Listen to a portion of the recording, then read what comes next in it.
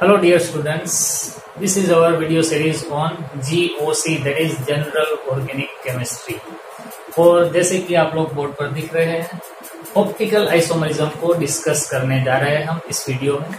ये बहुत ही बड़ा टॉपिक है ऑप्टिकल आइसोमरिज्म। कई सारे वीडियो बनाने पड़ेंगे इस टॉपिक को समझने के लिए, शायद 4, 5 और 6 वीडियो भी बनाने पड़ सकते हैं।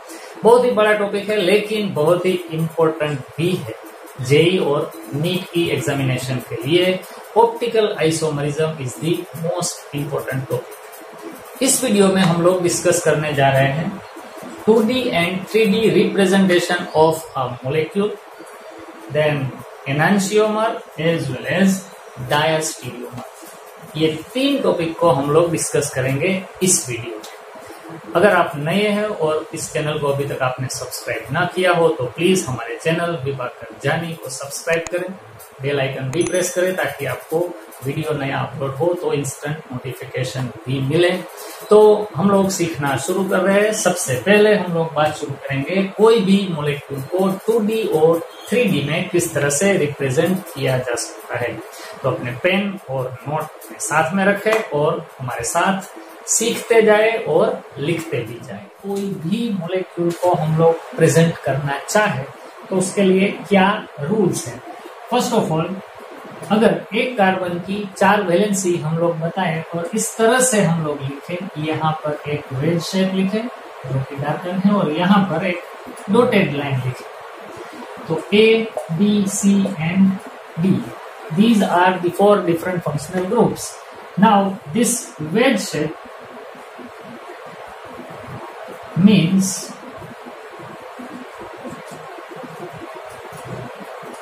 towards the observer, that means ये जो D फंक्शनल ग्रुप है वो हमारी तरफ आ रहा है इस बोर्ड के प्लेन से बाहर निकलकर। वेज शेप का मीनिंग होता है हमारी तरफ आ रहा है ये D फंक्शनल ग्रुप। अगर इस तरह से लिखा जाए, दिस इज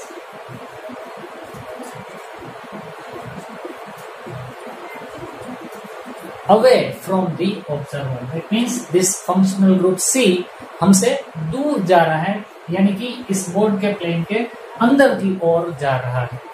और ये सिंपल सी लाइन अगर हो तो it is on the plane of paper, ये बोर्ड पर ही है, इस तरह से हमें अज्यूम करना है।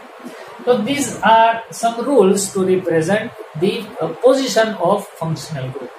वेज शेप मीनिंग हमारी ओर आ रहा है, डॉटेड लाइन और वाईफाई जैसा ये सिंबल है जो कि हमसे दूर जा रहा है, इस तरह से हमें इसे कंसीडर करना है। और ये दोनों जो लाइन स्ट्रेट लाइन ही है, सिंपल सी लाइन, तो वो रिप्रेजेंट करता है कि ये दोनों ही फंक्शनल ग्रुप इस बोर्ड के या तो फिर आपकी नोटबुक के पेपर में ही है। तो इसका हम लोग उपयोग करके पहचान सकते हैं कि कौन सा फंक्शनल ग्रुप किस तरह से ओरिएंटेड है। ओके, इसके बाद अब हम लोग ये डिस्कस करेंगे कि शायद एक मॉलिक्यूल में आपके सामने ड्रॉ करके रखूं और आपसे पूछूं कि कौन सा किस पोजीशन में है, तो हम आप लोग बता पाएंगे। यहाँ पर ही लिखता हूँ, suppose we have carbon, here we have CH3, there is H and OH, here Cl. So you can say that chlorine is coming out from the plane of this board, white board, and OH is away from us, अंदर जा रहा है, और ये CH3 and H both are on the plane of this white board. तो इस तरह से हम लोग बता सकते हैं, कोई भी स्ट्रक्चर आप ड्रॉ कर सकते हैं। सपोज आप यहाँ पर CH3 लिखे और इस लाइन को यहाँ पर लिखे H, यहाँ पर आप वेज शेप बना ले तो भी चलेगा, कोई दिक्कत नहीं है। यहाँ पर OH रखें और यहाँ पर आप NH2 रखें तो भी चलेगा। इस तरह से भी आप दिखा सकते हैं और मीनिंग सेम ही रहेगा। वेज शेप यानी कि ये फंक्शनल ग्रुप हमारी ओर आ रहा है, डॉटेड लाइन यानी कि ये फंक्शनल ग्रुप हमसे दूर जा रहा है, जबकि ये दोनों फंक्शनल ग्रुप व्हाइट बोर्ड के ऊपर ही सिचुएटेड है। तो ये तो था रिप्रेजेंटेशन फंक्शनल ग्रुप कहाँ से कौन सा किस तरफ है। और अब अगर सेम चीज को हम लोग two dimension, this is the 3 dimensional representation. अगर हम इसे 2D में दिखाए तो अ साइंटिस्ट नेम्ड फिशर ने ये हमें टेक्निक दिखाई कि आप 2D में ही स्ट्रक्चर लिखिए, लेकिन फिर भी आप पहचान सकते हैं कि कौन से हमारी ओर है और कौन से हमसे दूर है। तो अब हम लोग ड्रॉ करने जा रहे हैं Fisher projection of a molecule in 2 dimensions. Suppose this is the way to represent the Fisher projection. यहाँ क्रॉस करके सेंटर में कार्बन है ऐसा हमें एज्यूम करना है, और यहाँ पर चारों फंक्शनल ग्रुप है। सपोज मैं यहाँ पर CH3 लिख दूं, यहाँ पर OH, यहाँ पर H लिख दूं, और यहाँ पर मैं लिख दूं Cl। तो यहाँ पर according to Fisher this horizontal line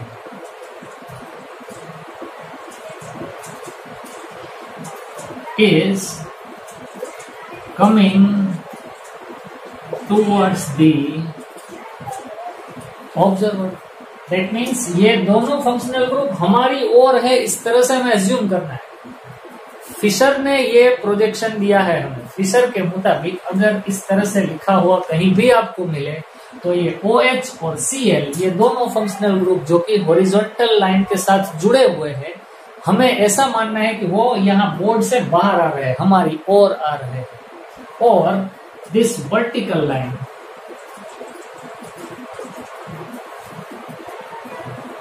is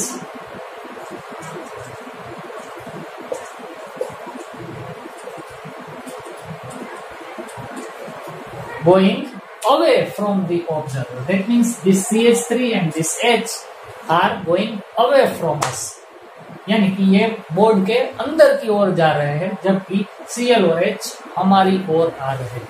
So this is the method to represent a 2D structure according to Fisher। So it is called a Fisher projection। Horizontal means आपकी ओर, vertical line means आपसे दूर। यहाँ पर 2 ही बात है। 3D में 3 बातें थी, एक आपकी ओर आ रहा था वेज शेप, आपसे दूर जा रहा था वाईफाई वाला शेप, और सिंपल सी लाइन हो तो वो बोर्ड में ही था।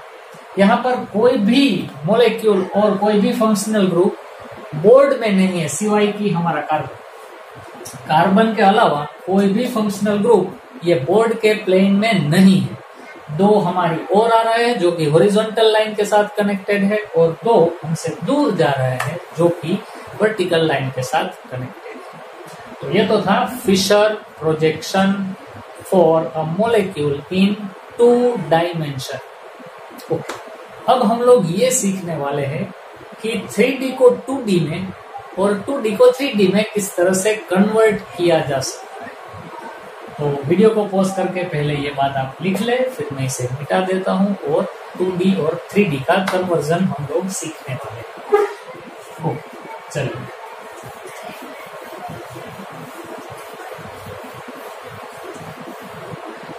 तो यहाँ पर हम लोग एक 3D स्ट्रक्चर ड्रॉ करेंगे और उसे 2D में कन्वर्ट करेंगे। Suppose this is our structure which is 3D।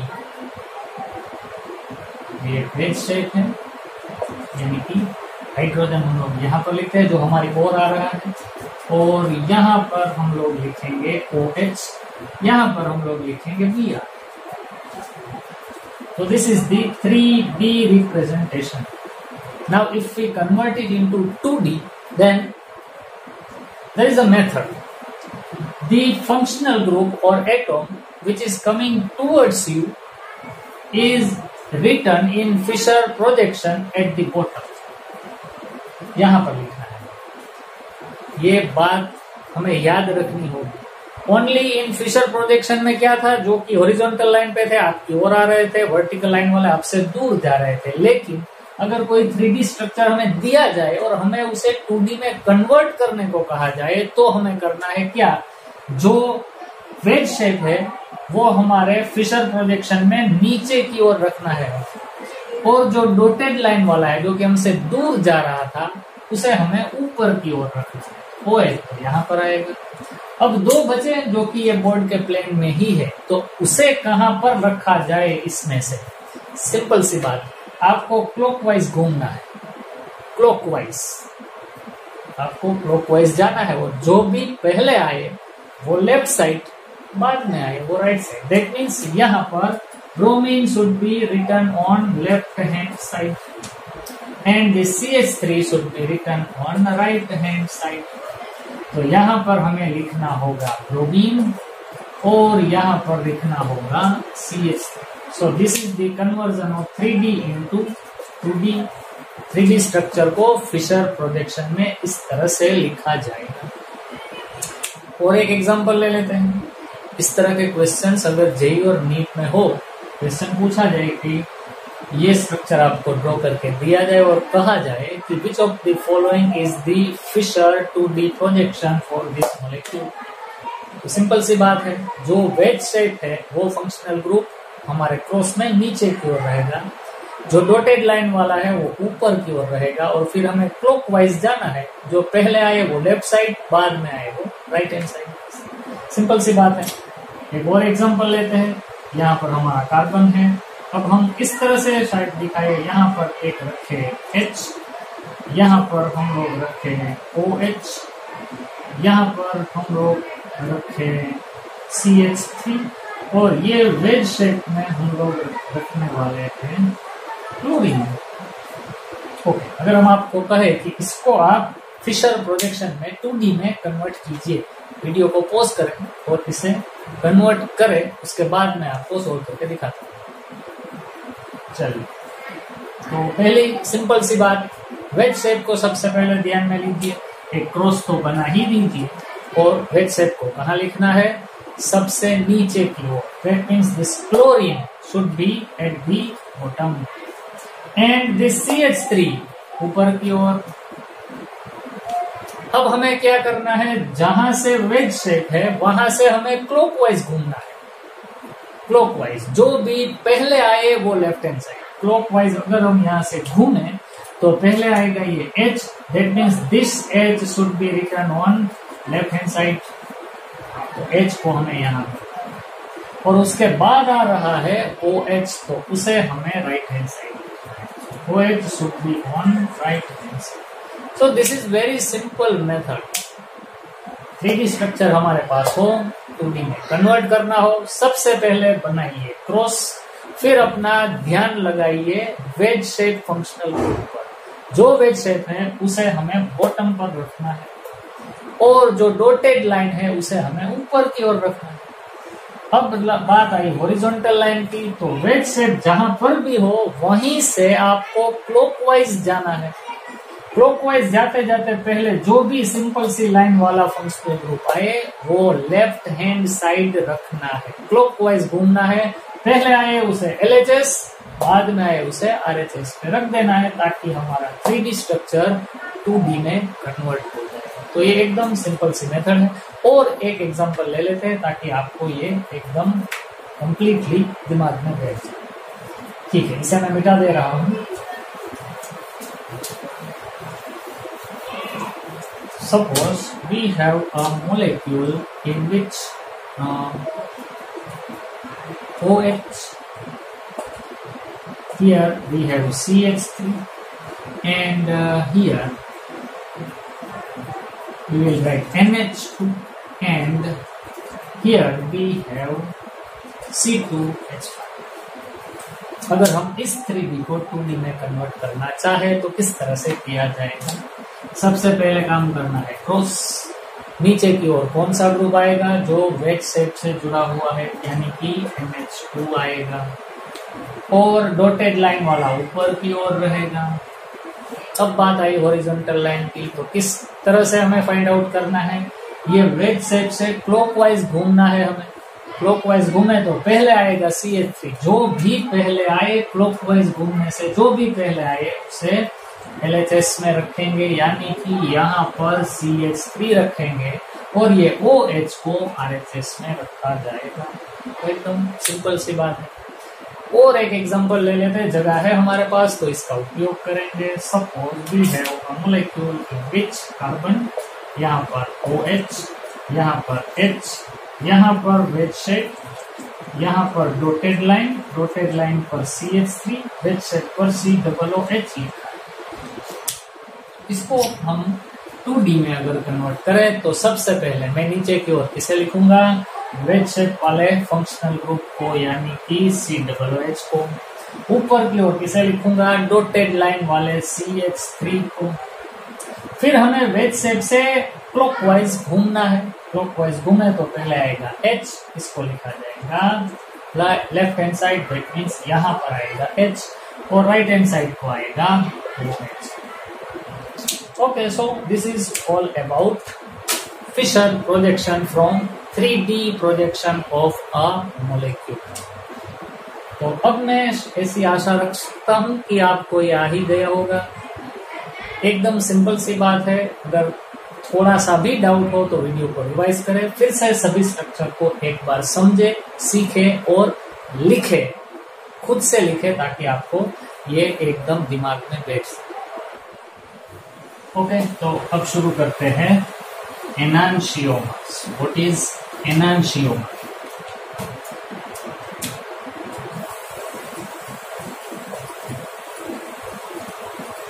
So enantiomers are the stereoisomers which are mirror images of each other and they are not superimposable. Again, enantiomers are the stereoisomers which are mirror images of each other that are not superimposable. Suppose अगर मैं इस तरह से एक structure को आपके सामने रखूं, यहाँ पर CH3 हो, यहाँ पर H हो, यहाँ पर हम लोग OH रखे और यहाँ पर हम लोग Br रखे, और यहाँ पर एक मिरर हो, और इसकी अगर हम मिरर इमेज ड्रॉ करें तो कार्बन यहाँ पर, ये CH3 तो यहाँ ही रहेगा, लेकिन ये H जो कि इस तरफ है वो हमें इस तरफ लिखना पड़ेगा, और ये Br को हमें यहाँ पर लिखना होगा, और ये OH यहाँ पर आ जाएगा। So these are the mirror images, and अगर मैं इसको यहाँ से उठा के इसके ऊपर रख दूं तो ये एक दूसरे को पूरी तरह से कवर नहीं करते। That means they are not superimposable over each other. That means such stereoisomers are known as enantiomers. Enantiomers are the stereoisomers which are mirror images of each other and they are non-superimposable. तो कुछ और example भी ले लेते हैं। ये तो हमने 3D में लिखा है, 3D में लिखने की एक और भी टेक्निक है। यहाँ पर तो मैंने इसकी मिरर इमेज यहाँ पर इससे बता दी है, लेकिन अगर इसको हम इसके ऊपर सुपर इम्पोज करना चाहे तो हमें एक और काम भी करना पड़ेगा। हमें इस मिरर इमेज को 180 डिग्री रोटेट करके इसके ऊपर रखना है, 180 डिग्री रोटेट करना है, लेकिन वो बाद में देखेंगे। अब तो आप सिर्फ इतना ही देखें कि एक स्ट्रक्चर आपके सामने हो, यहाँ पर मिरर लगा दे, उसका मिरर इमेज यहाँ पर आप ड्रॉ करें और इमेजिन करें कि ये दोनों एक दूसरे के ऊपर पूरी तरह से फिट हो रहे हैं या नहीं। Enantiomers are non superimposable mirror images. Enantiomers are non super imposable.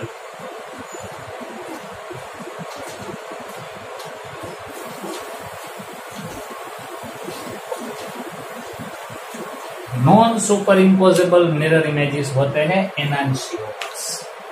Okay, आगे देखते हैं, एक और एग्जांपल ले लेते हैं एनांशियोमर का। सपोज हमारे पास एक ऐसा स्ट्रक्चर हो जिसमें कि 2 कार्बन हो, 2 कायरल सेंटर, यहाँ पर CH3 रखेंगे, यहाँ पर H, यहाँ पर OH, यहाँ पर OH, यहाँ पर H, और यहाँ पर रखते हैं CH3। यहाँ पर बीच में मिरर रख दें तो इसका मिरर इमेज कुछ इस तरह से हमें मिलेगा। यहाँ पर CH3, यहाँ पर भी CH3, ये OH राइट साइड है, यहाँ पर हमें लेफ्ट साइड लिखना होगा। यहाँ पर लेफ्ट साइड है तो यहाँ पर हम लोग राइट साइड लिखेंगे। So these are the non superimposable mirror images of each other. That means they are enantiomers. एक दूसरे के प्रतिबिंब हो लेकिन एक दूसरे के ऊपर सुपर इम्पोज नहीं हो रहे हो, तभी उन्हें एनांशियोमर कहा जाता है। Enantiomers are mirror images which are non superimposable. Mirror image हो लेकिन सुपर इम्पोज ना हो रहे हो, तभी उसे एनांशियोमर कहा जाएगा। एक और एग्जांपल ले लेते हैं। यहाँ पर लिखेंगे suppose we have a cyclic structure and here this is chlorine and here we have CH3। तो यहां पर दिखाया गया है कि ये क्लोरीन हमारी ओर आ रहा है, CH3 हमसे दूर जा रहा है, और इसकी अगर हम मिरर इमेज ड्रॉ करें तो हमें कुछ इस तरह से ड्रॉ करनी पड़ेगी। मिरर इमेज है, डबल बॉन्ड शायद आप यहाँ पर या उस जगह पर भी लिख सकते हो, लेकिन एक चेंज जो हमें करना पड़ेगा वो होगा ये जो हमारी ओर आ रहा था Cl, अब वो हमसे दूर जा रहा है, और जो CH3 हमसे दूर था अब वो हमारी ओर आ रहा दिखाई देगा। So these are the mirror images, they are non superimposable mirror images. ये पाई बॉन्ड को आप यहाँ पर भी रख सकते हैं। पाई बॉन्ड कहाँ पर है वो इम्पोर्टेंट नहीं है, हमें ये देखना है कि इसका मिरर इमेज में क्लोरीन जो कि हमारी ओर आ रहा था अब वो हमसे दूर जा रहा है, और मिथाइल ग्रुप जो हमसे दूर था वो अब हमारी ओर आ रहा है। So these are the stereoisomers which are mirror images but they are non superimposable. हमारे दो हथेलियां भी एक दूसरे की मिरर इमेजेस है, इसका मिरर इमेज ये बनेगा, लेकिन they are non superimposable, पूरी तरह से एक दूसरे को कवर नहीं करते हैं। That means they are enantiomers and they are chiral in nature. So enantiomers are chiral compound, they are optically active compound, and if we have a mixture of both the enantiomers then such mixture is known as racemic mixture. Enantiomers are optically active, that means one enantiomer can rotate a plane polarized light suppose towards clockwise, then its mirror image will definitely rotate the plane polarized light towards anti-clockwise. दोनों का rotation एक दूसरे से विपरीत होगा, और इस तरह के दोनों ही सब्सटेंस को सेम प्रोपोर्शन में मिक्स किया जाए तो दोनों के कारण होने वाले रोटेशन एक दूसरे को नलिफाई करेंगे, और the mixture will be optically inactive though it is chiral, but still some such kind of racemic mixtures are optically active. वो प्लेन पोलराइज लाइट को किसी भी ओर रोटेट नहीं कर पाएगा, क्योंकि वहां पर दो सब्सटेंस है, दोनों ही पोलराइज लाइट को एक दूसरे के विपरीत और रोटेट करने की कोशिश करेंगे और एक दूसरे की इफेक्ट को नलिफाई भी कर देंगे।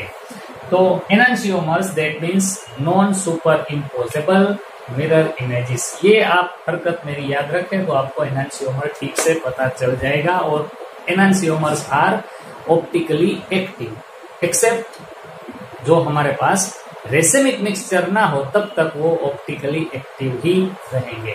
ओके, आगे देखते हैं। एक और एग्जांपल ले लेते हैं एनांशियोमर का, बहुत ही फेमस एग्जांपल है lactic acid. That means two hydroxy propanoic acid. लिखेंगे हम लोग lactic acid. Suppose this is the carbon, here we have COOH, here we have CH3। यहाँ पर हम लोग लिखेंगे H और यहाँ पर हम लोग दिखाएंगे OH। So this is S lactic acid. S and R, these are also the nomenclature of stereoisomers। वो हम लोग सीखने वाले हैं आगे के लेक्चर में। ये S lactic acid है और इसका स्पेसिफिक रोटेशन होता है +3.8 डिग्री। और अगर हम इसका मिरर इमेज बनाए तो यहाँ पर कार्बन, यहाँ पर रहेगा COOH, ये CH3 यहाँ पर चला जाएगा और यहाँ पर हमें लिखना पड़ेगा H और यहाँ पर हमें लिखना पड़ेगा OH। तो ये होगा हमारा R लैक्टिक एसिड। इसका स्पेसिफिक रोटेशन की वैल्यू 3.8 ही रहेगी, लेकिन उसका साइन अपोजिट हो जाएगा, नेगेटिव बन जाएगा। तो मैं ये बताने जा रहा हूं आपको कि एनांशियोमर्स का स्पेसिफिक रोटेशन की वैल्यू सेम ही रहेगी। Specific rotation, value of specific rotation of both enantiomers are same, but they are having opposite directions. वो प्लेन पोलराइज लाइट को एक दूसरे से ऑपोजिट डायरेक्शन में रोटेट करेंगे, लेकिन वैल्यू तो सेम ही रहेगी। और एक और आखिरी और एकदम काम की बात हमारे लिए, enantiomers are having same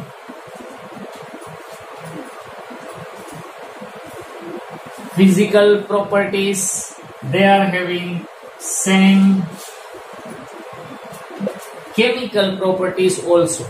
enantiomers के स्ट्रक्चर तो सेम होते ही है, स्टीरियोमेटिक अगर एस्पेक्ट से हम लोग देखें तो वो डिफरेंट बनेंगे, लेकिन स्ट्रक्चर सेम होते हैं, मोलिकुलर फॉर्मूला तो सेम होगा ही, उनके physical as well as chemical properties are also same. Different क्या होगा? They will rotate the plane of polarise light to opposite direction to each other. वो प्लेन पोलराइज लाइट को रोटेट करेंगे, वो उस हिसाब से ही एक दूसरे से अलग होते हैं। बाकी उनके फिजिकल और केमिकल सभी प्रॉपर्टीज सेम रहते, सिर्फ रोटेशन लाइट का एक दूसरे से विपरीत डायरेक्शन में वो करते हैं। ये डिफरेंस है enantiomers. Enantiomers are having same physical property as well as same chemical properties also, but they differ in the direction of rotation of plane of polarise light. तो ये था एनांशियोमर के बारे में आपको परिचय। अब आगे बढ़ते हैं।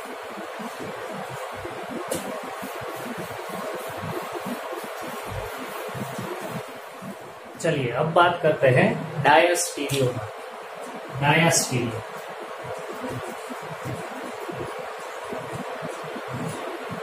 Diastereomers are the stereoisomers which are not mirror images of each other. Simply, diastereomers are the stereoisomers which are not mirror images of each other. But there is also one condition. Diastereomer में at least दो stereo center होने चाहिए. There should be at least two stereo centers in diastereomer. ये एक दूसरे की mirror images नहीं होती और उसमें एटलीस्ट दो स्टीरियो सेंटर होने चाहिए। एग्जांपल लेते हैं एक, suppose CH3 CH3 H OH H OH. So this is an example, and here we have two stereo centers, this carbon and this carbon. These both are stereo centers, because all the functional groups attached with these carbons are different. So they are chiral centers also. Now, if I draw a structure which is having same molecular formula but different stereo arrangement. So suppose CH3, here also CH3, H, OH and OH.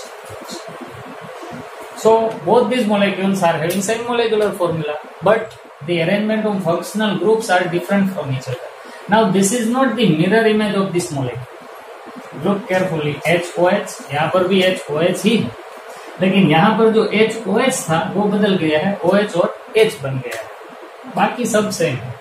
So in that case, these molecules are not mirror images of each other, and they are also having two stereo centers. Therefore, they are considered as diastereomer. Diastereomers are the stereoisomers which are not mirror images of each other, and they must have at least two stereo centers. So these are a pair of diastereomer. Second example, suppose we take butene. This is cis-butene, which is also having stereo centers. Both these carbons are having different functional group, and if this structure is written like this, then both these structures are not mirror images of each other. Therefore, they are also considered as diastereomer. They are also diastereomer because they are not mirror images. And in case of double bond is considered as stereo center if all two functional groups attached with one carbon are different. हमने pollen का video बनाया था, उसमें भी आप लोगों ने देखे होंगे कई सारे एग्जाम्पल कि डबल बॉन्ड वाले स्ट्रक्चर में से स्टीरियो सेंटर किस तरह से फाइंड आउट किया जाता है। कोई डबल बॉन्ड के साथ जुड़े हुए कार्बन के साथ जुड़े हुए दोनों फंक्शनल ग्रुप अगर डिफरेंट हो तब वो स्टीरियो सेंटर बनता है। तो ये स्टीरियो सेंटर है, ये भी स्टीरियो सेंटर है क्योंकि दोनों ही ग्रुप्स अलग अलग है और इसका मिरर इमेज ये नहीं है, therefore they can be considered as diastereomer. One more example, suppose this is a cyclic structure. Here we have methyl functional group which is towards ourselves and there is one chlorine, and if I write structure like this,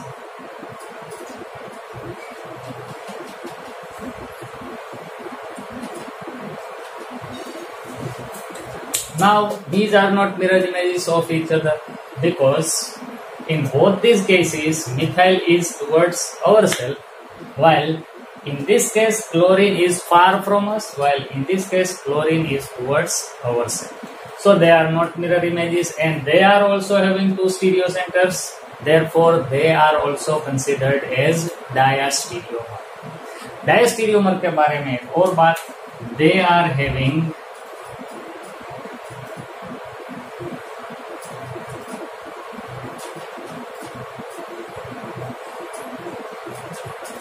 different chemical properties as well as different physical properties. In case of enantiomer, the chemical and physical properties were same, but in case of diastereomer, they are having different chemical properties as well as different physical properties. ये बात बराबर ध्यान से अपने दिमाग में बिठा दीजिए। एनांशियोमर का physical and chemical property same रहता है, जबकि डायास्टीरियोमर में फिजिकल प्रॉपर्टी और केमिकल प्रॉपर्टी दोनों ही डिफरेंट होते हैं। So this is all about diastereomer, और इसे भी अभी और ज्यादा क्लियर बनाने के लिए हम लोग कुछ एग्जाम्पल भी लेंगे। तो वीडियो को पॉज करके आप इसको भी लिख लें ताकि हम इसे मिटा दें और आगे कुछ एग्जाम्पल आपके सामने रखें। ठीक, चलिए आगे बढ़ते हैं। अब मैं कुछ स्ट्रक्चर लिखूंगा और आपको बताना है इसमें से डायास्टीरियोमर और एनांशियोमर की पेयर किसकी बनेगी। तो suppose this is our first structure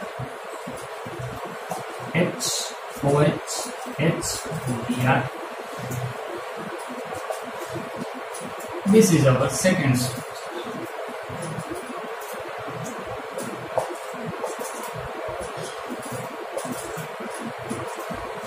This is our third structure.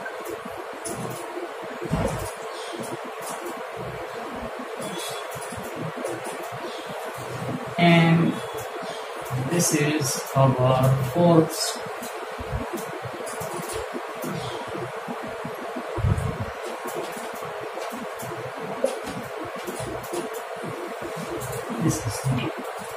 अगर मैं आपको बताऊं कि इनमें से डायास्टीरियोमर और एनांशियोमर की पेयर हमें फाइंड आउट करनी है चारों में से, तो आप भी वीडियो को पॉज करके पहले खुद से ट्राई कीजिए कौन कौन से डायास्टीरियोमर बनेंगे और कौन कौन से एनांशियोमर बनेंगे, फिर मैं आपको बताता हूं। ठीक है, चलिए आगे बढ़ते हैं। पहले हम स्ट्रक्चर ए और बी को एक दूसरे के साथ कंपेयर करें। So you can see that B is a mirror image of A. A का totally mirror image बनता है B. That means if the compounds are mirror images of each other, then they are known as enantiomer. So enantiomers में कौन सी जोड़ी आएगी? A और B की जोड़ी एक आएगी, enantiomer बनेंगे। ओके, अब हम लोग C और D को देखते हैं, क्या वो एनांशियोमर बनते हैं? इसका ये मिरर इमेज बनता है कि नहीं चेक कीजिए। यहाँ पर H और OH respectively left and right side है, यहाँ पर ये राइट और लेफ्ट हो गए। सो this is the mirror image. Br left, H right, यहाँ पर H left, Br right. That means C and D are also mirror images of each other. That means C and D are also said to be enantiomers. तो enantiomers की ये दो pair तो बनी। अब A को C के साथ कंपेयर करते हैं, बनता है कि नहीं। A को हमने B के साथ कंपेयर किया, फिर C को D के साथ कंपेयर किया, अब हम A को C के साथ कंपेयर करने वाले हैं। तो A में जो स्ट्रक्चर है दोनों ही हाइड्रोजन लेफ्ट साइड है, यहाँ पर एक हाइड्रोजन लेफ्ट है, एक राइट साइड है। That means they can not be mirror images of each other but still they are having same molecular formula. ये कंडीशन तो फुलफिल होनी ही चाहिए। Molecular formula should be same, molecules have same functional groups also, but here the arrangement of functional groups are different, so they are not mirror images। लेकिन फिर भी अभी और एक बात हमें चेक करनी है, मिरर इमेजेस तो नहीं है, लेकिन क्या इसमें दो स्टीरियो सेंटर है? अगर हाँ तभी हम इसे डायस्टीरियोमर कह पाएंगे, वरना नहीं। तो यहाँ पर दो स्टीरियो सेंटर है, यहाँ पर भी बनते ही है। So A and C are diastereomers. A and C are diastereomers. Okay, अब A को D के साथ भी कंपेयर करें। अगर A को D के साथ कंपेयर करें तो यहाँ पर HOH, यहाँ पर OHH, पोजीशन बदल गई है। यहाँ पर HBr, यहाँ पर HBr है, तो एक की पोजीशन बदली हुई। That means they are not mirror images of each other, but they are having same molecular formula, same functional group, and both are having two stereo centers. That means they fulfill the condition to be diastereomer. So A and D are also diastereomers of each other. तो A को हमने compare कर लिया B के साथ, A को C के साथ भी कंपेयर किया और A को D के साथ भी कंपेयर किया। अब बारी है B। तो B को A के साथ तो कंपेयर किया था, वो दोनों तो एनांशियोमर बनते ही थे। अब हम B को C और B को D के साथ कंपेयर करने वाले हैं। तो अगर हम B को C के साथ कंपेयर करें तब भी यहाँ पर ये B में OH और Br लेफ्ट साइड है, यहाँ पर OH राइट साइड है, लेकिन Br तो लेफ्ट साइड ही रहता है। ये दोनों एक दूसरे के मिरर इमेजेस नहीं बनते और दोनों के पास दो स्टीरियो सेंटर तो है ही। Therefore, they are also diastereomers. So B and C are also diastereomers of each other. अब हम कंपेयर करेंगे B को D के साथ। सेम थिंग, OH Br, यहाँ पर OH है लेकिन Br तो दूसरी साइड है। तो B और D they are not mirror images of each other, but they are having same molecular formula as well as same functional groups, and they are having two stereo centers also. So B and D are also diastereomers. तो यहाँ पर हमें एनांशियोमर की दो pair ही मिलती है, जबकि diastereomers की हमें 4 पेयर मिलती है। तो इस तरह से हम लोग फाइंड आउट कर सकते हैं कि कोई भी स्ट्रक्चर का एनांशियोमर कौन बनता है और डायस्टीरियोमर कौन बनता है। एनांशियोमर को पहचानने के लिए एक ही आसान सी ट्रिक है, वो मिरर इमेजेस होनी चाहिए। लेकिन डायस्टीरियोमर बनने के लिए पहली कंडीशन मिरर इमेजेस नहीं होनी चाहिए, और दूसरी condition there must be at least 2 chiral centres और 2 स्टीरियो सेंटर्स। तो ये बात हमें अपने दिमाग में रखकर डायस्टीरियोमर को आइडेंटिफाई करना होगा। ओके, तो इसे भी पोज करके आप लिख लीजिए ताकि हम लोग 1-2 और एग्जांपल भी देख पाए। चलिए एक और एग्जांपल देखते हैं। आपके सामने फिर से 4 स्ट्रक्चर दिए गए हैं, आपको इसमें फाइंड आउट करने हैं कौन सी पेयर एनांशियोमर की बनेगी और कौन कौन से डायस्टीरियोमर बनेंगे। तो एनांशियोमर को पहले फाइंड आउट करते हैं। एनांशियोमर्स यहाँ पर हम लोग लिस्ट बनाएंगे, एनांशियोमर यहाँ पर हम लोग लिखेंगे डायस्टीरियोमर्स। ओके, तो पहले चेक करते हैं ए और बी को कंपेयर करेंगे। तो ए और बी का अगर हम स्ट्रक्चर देखें तो यहाँ पर ये दोनों कार्बन के साथ मिथाइल और इथाइल ग्रुप जुड़े हुए हैं। अगर इसका हम मिरर इमेज इमेजिन करें तो यहाँ पर इथाइल और यहाँ पर मिथाइल आ गए, लेकिन इसका मिरर इमेज इस तरह से भी बनेगा। यहाँ पर देखिए आप H और Br जुड़े हुए हैं, यहाँ पर भी H और Br आ गए और इसके बाद यहाँ पर H और Br है जो कि इसकी मिरर इमेज है। तो A और B तो एक दूसरे के मिरर इमेज बनते हैं। यहाँ पर इससे ही हम लोग आइडेंटिफाई कर पा रहे हैं कि ये दोनों एक दूसरे के मिरर इमेजेस है, क्योंकि ये दोनों फंक्शनल ग्रुप की पोजीशन तो नहीं बदली है, अपनी जगह पर ही है और ये मिरर इमेज बना रहे हैं। So they are enantiomers, that means A and B are enantiomers, A B enantiomers. अब सी और डी को भी कंपेयर कर लेते हैं, फिर ए सी और ए डी को कंपेयर करेंगे।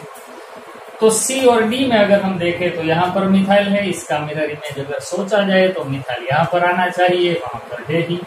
इथाइल ग्रुप भी यहाँ पर है, यहाँ पर बी आर और यहाँ पर एच है। अगर इसका मिरर इमेज बनाए तो बी आर यहाँ पर आना चाहिए और एच यहाँ पर है ही, और एच और बी आर का मिरर इमेज ये भी बनता है। Therefore, C and D are also enantiomers. So C and D are also enantiomers. अब चेक करेंगे ए को सी के साथ कंपेयर करके क्या ये एक दूसरे के मिरर इमेजेस बनते हैं, देखते हैं। फर्स्ट ऑफ ऑल हमें ये देखना है कि ये इन लोगों का मोलिकुलर स्ट्रक्चर तो सेम है ना, 2 कार्बन, दोनों के साथ मिथाइल और इथाइल, हाइड्रोजन एंड ब्रोमीन जुड़े हुए हैं, that means same functional group, same molecular formula. अब हम चेक करेंगे कि क्या यहाँ पर 2 स्टीरियो सेंटर बनते हैं कि नहीं। तो इस कार्बन के साथ जुड़े हुए चारों फंक्शनल ग्रुप डिफरेंट है, यहाँ पर भी जुड़े हुए चारों फंक्शनल ग्रुप डिफरेंट है, that means they are having 2 stereocentre, तो क्वालिफाई होते हैं डायस्टीरियोमर बनने के लिए। अब हमें एक ही बात देखनी है, क्या ये दोनों मिरर इमेजेस है कि नहीं। अगर है तो एनांशियोमर बनेंगे, नहीं तो डायस्टीरियोमर बनेंगे। दिस मिथाइल ग्रुप यहाँ पर सेम पोजीशन पर मिथाइल ग्रुप है, दैट मीन्स ये मिरर इमेजेस नहीं बना है। इथाइल ग्रुप भी अपनी पोजीशन पर है, हाइड्रोजन और ब्रोमीन भी अपनी पोजीशन पर है, लेकिन यहाँ पर एच और बी आर बदल गए। अगर ये भी सेम पोजीशन पे होते तो ये दोनों तो आइडेंटिकल स्ट्रक्चर बन जाते, लेकिन इसका फेरबदल होने के कारण ए और C are not mirror images of each other, therefore A and C are said to be diastereomers. So यहाँ पर A and C diastereomer बनेंगे। अब हम A की कंपैरिजन D के साथ करेंगे। इस कार्बन के साथ जुड़े हुए मिथाइल की बजाय यहाँ पर इथाइल आ गया है, और यहाँ पर इथाइल की जगह पर यहाँ पर मिथाइल आ गया है। H की जगह पर यहाँ पर बी आर है और बी आर की जगह एच आ गया है। तो ये दोनों तो एक दूसरे की मिरर इमेज बिल्कुल नहीं है, सभी फंक्शनल ग्रुप की पोजीशन डिफरेंट है। That means they are also diastereomers of each other and they are having same molecular formula as well as functional group. So formula तो सेम है ही, लेकिन they are not mirror images as well as they are having 2 stereocentres. So A and D are also diastereomers.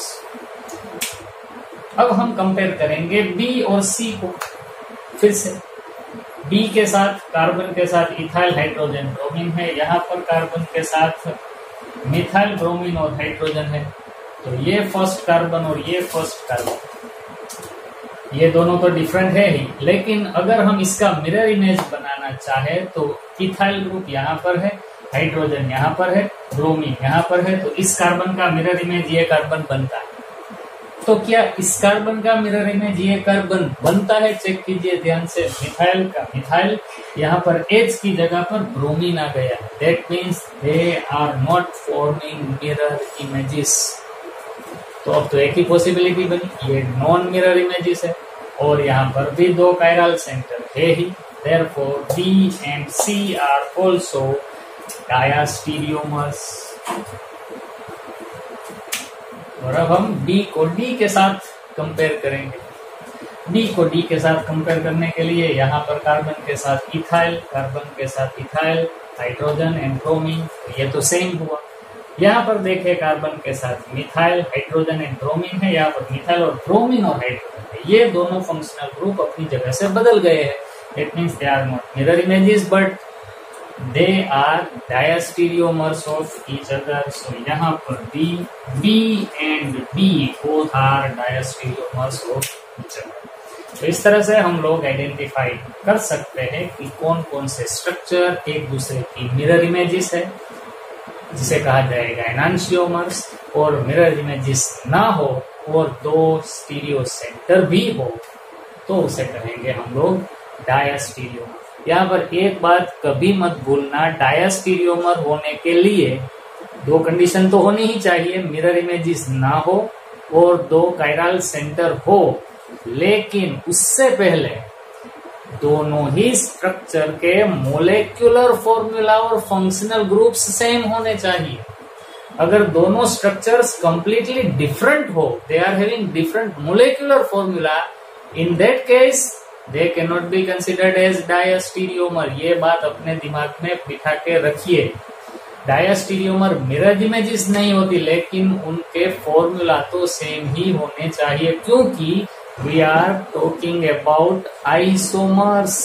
And isomer होने के लिए सबसे पहली condition है they must have same molecular formula.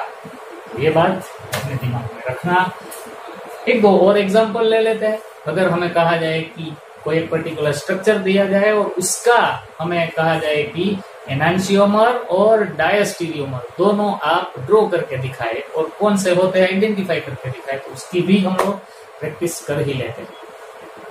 चलिए, अब आपके सामने दो एग्जांपल्स है। हमें यहाँ पर बताना है कि इस स्ट्रक्चर का एनांशियोमर कैसा बनेगा और डायस्टीरियोमर भी कैसा बनेगा।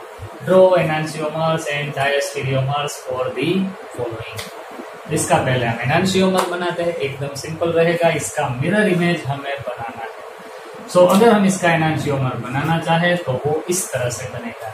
यहाँ पर CH2OH है जो कि हमें इस तरफ लिखना पड़ेगा और ये CH3 को हमें यहाँ पर लिखना पड़ेगा। इस तरह जुड़े हुए हाइड्रोजन और OH को हमें उस कार्बन के साथ जोड़ना पड़ेगा और सेम पोजीशन यहाँ पर हाइड्रोजन दूर होगा और ये OH। इसी तरह से यहाँ पर ये हाइड्रोजन और ये OH। So this is the enantio of this molecule. और अब हमें डायस्टीरियोमर बनाना है। ये तो एकदम ही आसान है, कोई भी एक की पोजीशन अगर आप बदल दे तो वो डायस्टीरियोमर कहलाया जाएगा। सपोज यहाँ पर ये दोनों कार्बन है, यहाँ पर हम लोग मिथाइल रखते हैं, यहाँ पर अथवा यहाँ पर CH2OH रखते हैं, यहाँ पर मिथाइल रखते हैं, ये सेम ही रखेंगे। अगर इसको भी हम लोग सेम ही रखें और सिर्फ इसे बदल दे तब भी वो डायस्टीरियोमर बन जाएगा। सो यहाँ पर हम लोग H की जगह पर OH और यहाँ पर H ले आए तो this is the diastereomer of this molecule. एक बात और इम्पोर्टेंट है, आप ध्यान में रखें, कोई भी स्ट्रक्चर का एनांशियोमर एक ही बनेगा, लेकिन कोई भी स्ट्रक्चर का एक से ज्यादा डायस्टीरियोमर बन सकते हैं। यहां पर मैंने क्या किया, मैंने ये H और OH की पोजीशन बदल के डायस्टीरियोमर बनाया। कोई अगर इस तरह से रखे कि मैं ये H और OH की पोजीशन नहीं बदलूंगा, मैं ये H और OH की पोजीशन बदल के स्ट्रक्चर बनाना चाहता हूं, तब भी वो डायस्टीरियोमर बनेगा। अगर कोई कहे कि नहीं, मैं ये चारों की पोजीशन सेम ही रखूंगा लेकिन इन दोनों को बदल दूंगा, तब भी डायस्टीरियोमर। सो डायस्टीरियोमर बनने के लिए एक से ज्यादा पॉसिबिलिटी रहती है, लेकिन as far as enantiomers are concerned, each structure can have only one enantiomer, but one structure can have more than one diastereomers। ये बात भी आप लोग नोट करके रखें। एक ही स्ट्रक्चर का एनांशियोमर एक ही बनेगा, लेकिन कोई एक स्ट्रक्चर के एक से ज्यादा डायस्टीरियोमर बन सकते हैं। ओके, अब इसे भी देख लेते हैं। यहाँ पर एक साइक्लिक स्ट्रक्चर है, NH2 and OH are attached with it। First of all हम लोग ड्रॉ करने वाले हैं एनांशियोमर। तो ये अगर प्लेन स्ट्रक्चर हम लोग इमेजिन करें तो ये NH2 और OH दोनों हमारी तरफ आ रहे हैं, हमें इसकी मिरर इमेज बनानी है। दैट मीन्स ये हमसे दूर जा रहे हैं। इस तरह से हम लोग अगर दिखा दे तो यहाँ पर NH2, यहाँ पर OH, so this is the enantiomer of this molecule। और अगर इसका डायस्टीरियोमर बनाना चाहे तो यहाँ पर सपोज NH2 तो अपनी जगह पर ही है और ये OH जो हमारी ओर आ रहा था उसे हम लोग हमसे दूर दिखाए तो वो बन जाएगा डायस्टीरियोमर। अगर कोई इस तरह से लिखे कि NH2 को अपने से दूर भेजे और OH को अपनी तरफ लाए तब भी वो डायस्टीरियोमर कहलाया जाएगा। सो एक स्ट्रक्चर का एनांशियोमर एक ही बनेगा जबकि डायस्टीरियोमर एक से ज्यादा बन सकते हैं। तो ये था डायस्टीरियोमर और एनांशियोमर का आइडेंटिफिकेशन। इस तरह से कई क्वेश्चंस, कई MCQ नीट और जेईई में भी आए हैं पास्ट में और आ भी सकते हैं। इसकी पूरी प्रैक्टिस होनी चाहिए हमें। अभी तो हम लोग कंसेप्ट के बारे में डिस्कस कर रहे हैं, लेकिन हमारा वीडियो एक ऐसा भी रहेगा ये सब कंसेप्ट के खत्म होने के बाद जिसमें कि हम लोग मल्टीपल चॉइस क्वेश्चंस सीखेंगे और उस प्रैक्टिस से हमारा कॉन्फिडेंस और